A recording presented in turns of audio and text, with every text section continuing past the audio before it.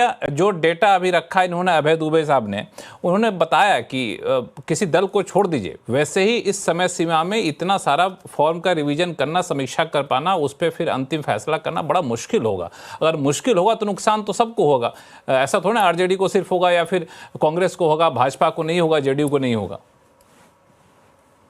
लक्ष्मण जी, आपने अपने ही सवाल में जवाब भी बता दिया, और मैं कांग्रेस के प्रवक्ता के सवाल से मैं शुरू करती हूँ।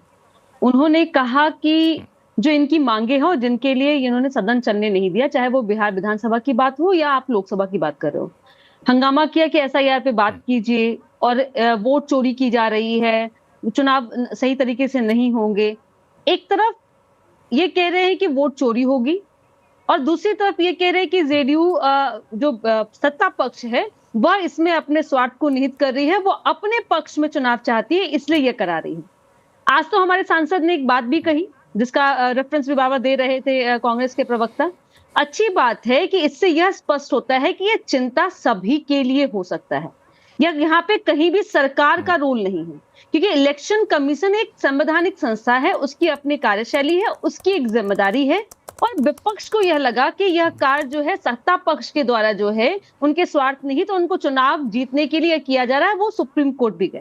हम लगातार हर्षवर्धन जी की बात से मैं इत्तेफाक रखती हूँ कि लगातार इस बात पे हम चर्चा कर रहे हैं कि इस चर्चा का कोई मतलब है या नहीं है।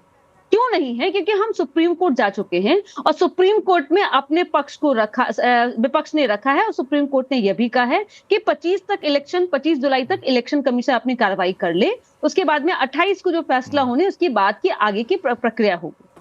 और जो अभी मुझसे पहले वक्ता कह रहे थे, उन्होंने कहा कि ये समस्याएं आनी है, इस तरह की समस्याएं होगी, तो ये कार्य हमारा नहीं ना है, ये इलेक्शन कमीशन को है, और इलेक्शन कमीशन को जवाबदेही दी गई है। और सुप्रीम कोर्ट ने यह भी कहा है कि एक भी वैलिड वोटर जो है छूटना नहीं चाहिए, और वो वैलिड वोटर ये तय करना कि किसका है, यह हम कोई नहीं कह सकते हैं। हम मान के चल रहे हैं कि यह वोटर मेरा हो सकता है, जेडीयू का हो सकता है, ये बीजेपी का हो सकता है, कांग्रेस का हो सकता है, आरजेडी का होता है। तो जो इलेक्शन कमीशन के साथ में राजनीतिक दल के रूप में हमारी जिम्मेदारी थी कि बीएलए के रूप में हम तय करते हैं कि एक भी वोटर हमारा जो वैलिड वोटर है वो छूट नहीं जाए।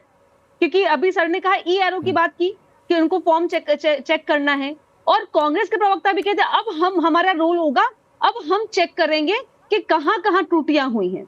इससे अच्छा होता कि राजनीतिक दल के रूप में जैसे कि जेडीयू ने 8 जुलाई को एक अभियान चलाया, जिसमें उन्होंने कहा कि वोटर जागरूकता अभियान चलाया, जिसके तहत कि वोटरों को जागरूक किया कि कैसे आप अपने पेपर्स को इसमें समराइज कर सकते हैं, पेपर को कैसे आप इकट्ठा कर सकते हैं, वोटर बन सकते हैं। तो राजनीतिक दल के रूप में आपकी काम यह थी, ना कि आप इलेक्शन कमीशन से लड़ाई करते। और इनकी एक एजेंडा है कि लगातार झूठ का सहारा लेकर के, एक नैरेटिव सेट कर करके यह लगातार चुनाव को अपने पक्ष में करने का प्रयास कर रहे हैं, क्योंकि इनकी मंशा कभी भी चुनाव जीतना इसलिए नहीं होता है कि यह जनहितों की बात करे। अगर जनहित की बात करना होता तो शायद दोनों सदन चल रहा होता, बिहार विधानसभा भी चल रहा होता और लोकसभा भी चल रहे होते, क्योंकि इनके लिए मुद्दे जरूरी नहीं है। इनके लिए मुद्दे है कि चुनाव में झूठ बोल करके अपनी तरफ में नतीजे करना। मैं इसलिए कह रही हूं क्योंकि इस देश में ईवीएम पे भी चर्चा हो गई। आपने कहा कि ईडी सीबीआई को भी ये कहते हैं कि भाई ये सरकार का तोता है।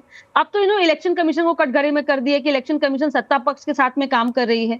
तो अच्छा हुआ कि हमारे आज के हमारे जेडीयू के सांसद ने कह दिया कि ये कठिनाइयां हो रही हैं, क्योंकि यही खूबसूरती है लोकतंत्र की, सभी अपनी बातों को रख सकते हैं, और जहां कमी हो रही है, त्रुटि हो रही है, और हमारा अपनी बातों को रख सकते हैं। और आपने एक बात कहा कि आप लोगों ने पूरा वोटर जागरूकता अभियान चलाया, लिस्ट आने के बाद हम अपना खुद का सर्विलांस करेंगे, इससे अच्छा है कि अभी अपने लोगों को जागरूक कर दीजिए।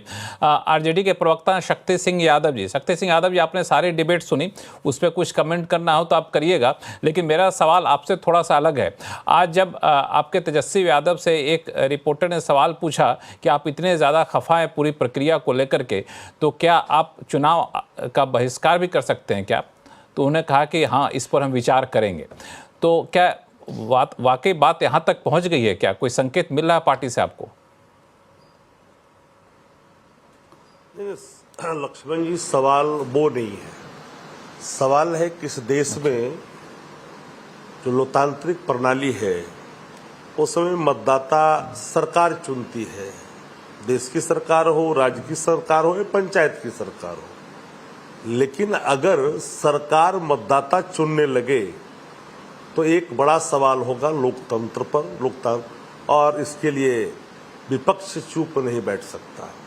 हम इसलिए इन बातों को कहा कि कई हमारे पैनलिस्टों ने, कई इसमें विशेषज्ञों ने कई बातें कही, कुछ करीब कहा, कुछ बिल्कुल जो चीजें थी उसको भी उद्धृत करके रखा। पूरे इस प्रोसेस में, एसआईआर के प्रोसेस में एक सबसे बड़ी बात जो खुल करके आई, जो हम लोग रोजमर्रा की चीजों से रूबरू होते हैं, जो इलेक्टोरल रोल में या जो चुनाव लड़ने वाले लोग होते हैं, इन चीजों, इस दर्द को समझते हैं। तो हम लोग इस दर्द को इसलिए समझते हैं कि पढ़ने का हम लोग का जुड़ा हुआ सवाल है। अब सवाल ये हो गया है कि कोई व्यक्ति बाहर है, आया है, जब जाता है फॉर्म कि मेरा फॉर्म कहाँ है, तो पता चला फॉर्म भरा हुआ है। तो फॉर्म जब टिप्पा लगा करके कोई दूसरा दस्तखत कर करके दे दिया। अभी तो आपने बताया आंकड़े कितने लोग मर गए, या इतने लोग पलायन कर गए, या इतने लोग जो जिनके 2 जगह नामे थे, उसको मैंने काटा, जो इलेक्शन कमीशन ऑफ इंडिया के वेबसाइट पर जो आंकड़े प्रस्तुत किए गए।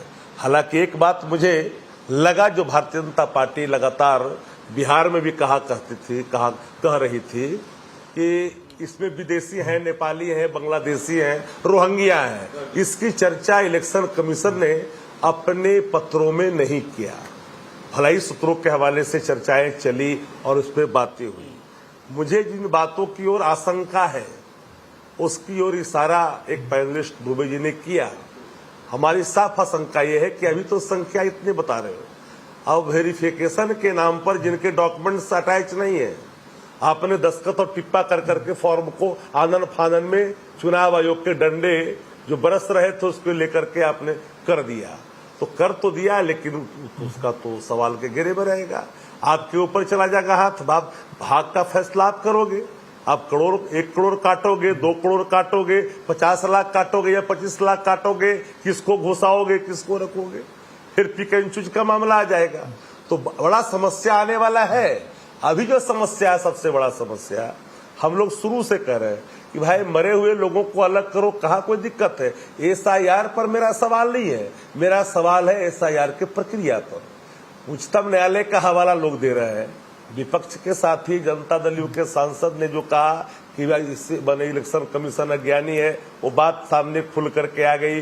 विधायक ने क्या कहा जनता दल यू के विधानसभा के परिसर में, हम उन बातों की ओर जाने की बजाय हम आपको ध्यान आकृष्ट करना चाहते हैं। देखिए हकीकत ये सबको पता है कि बिहार में लगभग 73% बाढ़ की चपेट वाली इलाके हैं।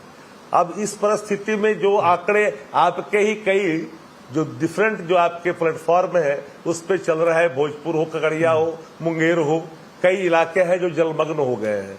अब हमारा सवाल शुरू से था कि इतने कम समय में सघन मतदाता पुनरीक्षण आप कराना चाह रहे हो। डॉक्यूमेंट्स की बात आपने जो 11 बिंदु दिए, आपने उसमें सबसे पहले आपने क्या किया, आपकी मंशा कहाँ थी? आपने आधार जो आपकी पहचान है उसको दरकिनार किया, आपने राशन को दरकिनार किया। ये लोगों ने एक्सपेक्ट नहीं किया था, ये समझ में नहीं थी, क्योंकि आप तो हमारा आधार, हमारी पहचान को बरकरार करके रखा इस स्लोगन के साथ। हालांकि कहा यह भी जा रहा है कि चुनाव आयोग ने अब इस बात को, हाँ please let me complete. Election commission संवैधानिक संस्था है, लेकिन संवैधानिक संस्था में बैठा व्यक्ति संवैधानिक मर्यादाओं को अगर लगातार चकनाचूर करेगा, सवाल खड़े होंगे।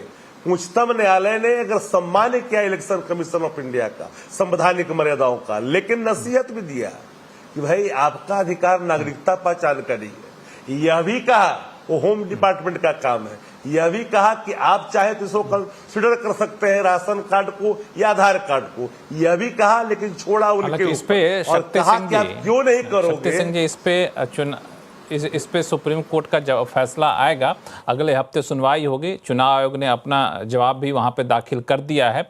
लेकिन एक बात जो आपने कही वो इम्पॉर्टेंट है कि अभी बिहार में कई सारे ज़िले बाढ़ की चपेट में हैं, लोग अपना घर द्वार बचा रहे हैं। ऐसे में इस प्रक्रिया में वाकई बाधा पैदा होगी क्या? और दूसरी बात यहाँ पर यह है कि इस स्पेशल इंटेंसिव रिवीजन को जिस तरीके से किया जा रहा है, क्या कोई और तरीका था क्या कि ऐसे वोटरों की पहचान करके कि जो अवैध यहाँ मर गए हैं या फिर 2 जगह हैं उनको निकाला जा सके?